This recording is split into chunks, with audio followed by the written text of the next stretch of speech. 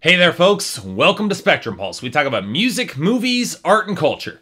And today we're going to be talking about the new album from the Cloud Nothings. Here and nowhere else. You know, it's always a risk when a band makes the choice to go dark, because let's face it, while there have been several acts who have made the shift work in the past, it's always jarring initially for that audience, and the long list of bands whose careers have imploded by making a dark album, that list has got to be pretty intimidating. And depending on the critical or popular acceptance, it can shape the course of bands for the better, more often than not, for the worse. So when power pop group Cloud Nothings announced that they were working with legendary audio engineer Steve Albini and we're tackling some darker material, some original fans had to be feeling at least a little bit uneasy. I mean, this was a band who had been steadily advancing with some pretty damn solid music that skirted the edges of lo-fi, and the question of whether or not they'd be capable of delivering with the same quality, even with Albini, who had worked with the Pixies and Nirvana, amongst others, that question had to have been raised. And yet, in 2012, they delivered with Attack on Memory, a goddamn great album that showed the band taking huge steps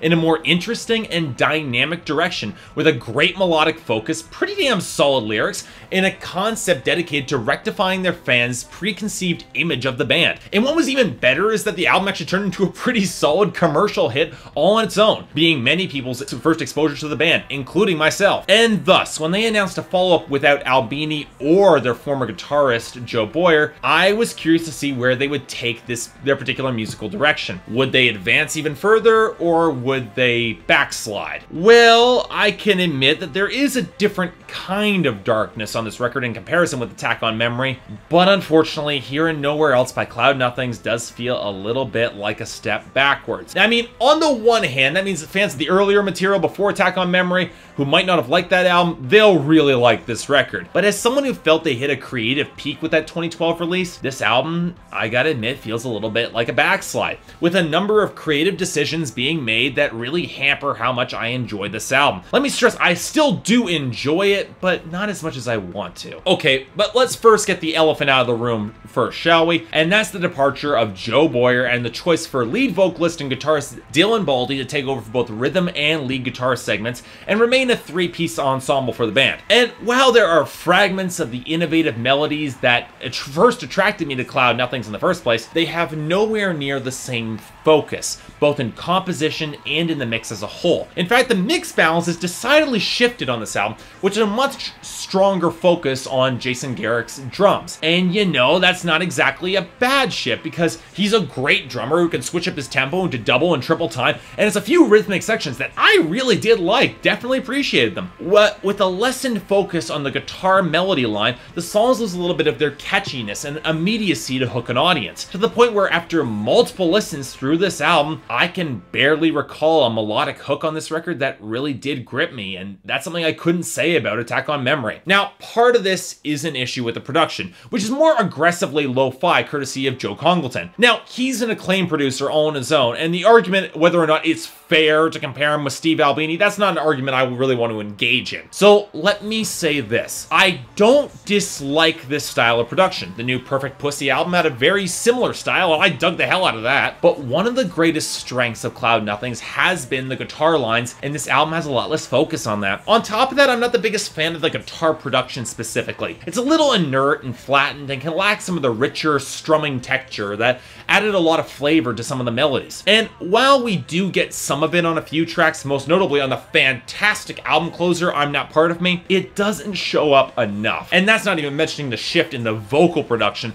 because despite the rather huge amount of critical acclaim given to Baldy's raw delivery and presence in the tracks, the mix puts him near the back, behind the drums, and pretty close with the guitar. And unlike with Perfect Pussy, that doesn't really serve a greater thematic purpose. Now, this inevitably takes us to lyrics and themes, and let me get this out of the way. I've never found Cloud Nothings to be stellar songwriters, at least lyrically. But you know what? They do tend to make it work. It's when they do it, It's using few words to make potent statements, in the vein of what, say, Savages did last year with Silence Yourself. And on this album, when I could find and parse out the lyrics, it was much of the same. And honestly, the lyrics do a lot to save this album. Like with Attack on Memory, the lyrical focus is inward on the progression of Cloud Nothings as a band, and it's very much concerned with the band's place in time, fighting between the desire to push forward with their sound and innovate and go farther, and the desire to stick with what works and what actually produced some success for them. The balance creates a feeling of paralysis and static on this album, and where Cloud Nothings actually goes further is equating this to the larger feelings of my disaffected generation today and how we can kind of feel stuck in the middle. And on songs like No Thoughts, the album gains a lot of emotional pathos in the juxtaposition between the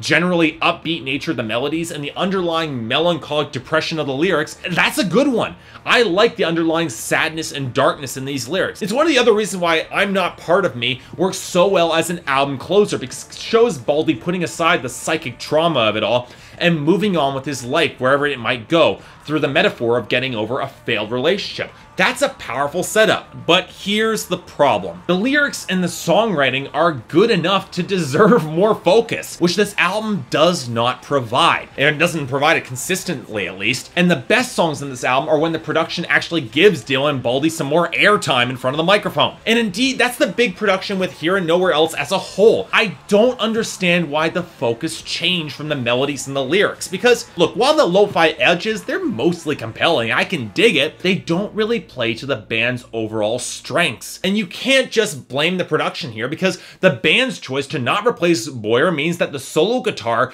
has to provide the melodic balance on its own. And that doesn't quite happen here to the same extent.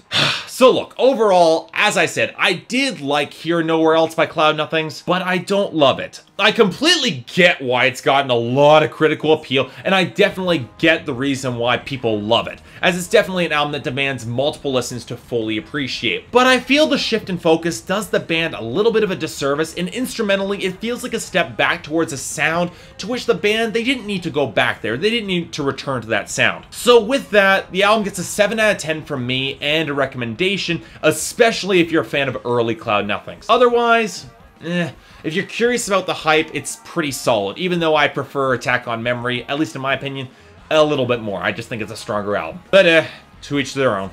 So yeah, thanks a lot for watching. If you'd like to like and subscribe, I'd be more than grateful. If there's anything I might be able to do to improve my presentation, or if there's any other albums coming out this year that you'd like me to take a look at, I'd be more than happy to take a listen. But until then, I'm Mark, and I'll see you next time.